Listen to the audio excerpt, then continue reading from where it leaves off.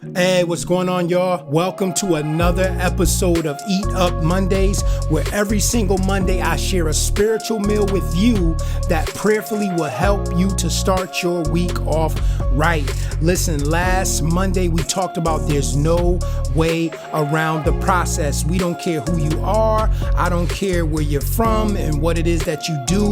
If you have a goal in mind, if there is a finish line in your mind that you are trying to get to, there's no way to get there without going through the process, also known as the wilderness. So this week, I wanted to talk to those, not the ones that I talked to last week about jumping out of the process, that I hope prayerfully is back in the process this week, but I want to talk to the ones that you may have been sticking the process out, but there may be some things or something you're struggling with within you going through your process. So today I wanted to come out of Luke chapter 11, verses 5 through 10. So without further ado, let's dig in.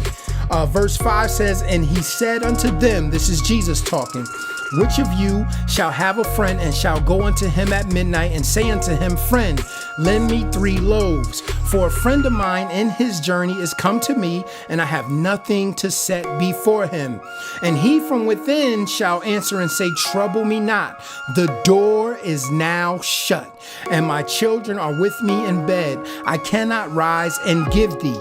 I say unto you, though he will not rise and give him because he is his friend, yet because of his importunity, he will rise and give him as many as he needeth." That word importunity is so important. That's where we get the word importune.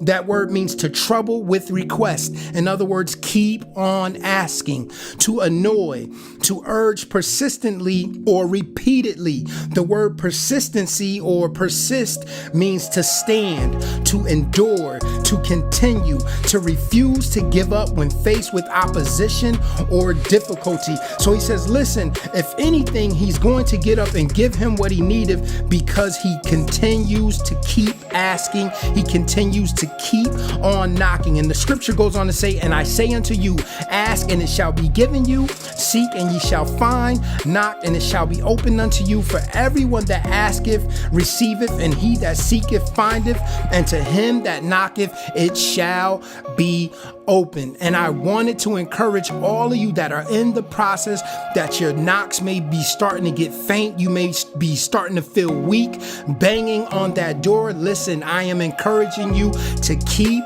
on knocking. It may have felt like a long time, but guess what? Sometimes the things behind the door have not been prepared for you yet. They have not been prepared in the way that they need to be, so that when you open the door, that room is set. Listen, I'm encouraging you, keep on knocking on that door until you hear that unlock on the other side. And that's when you're going to know that it is time to twist the knob and walk in. Listen, I know it's not easy.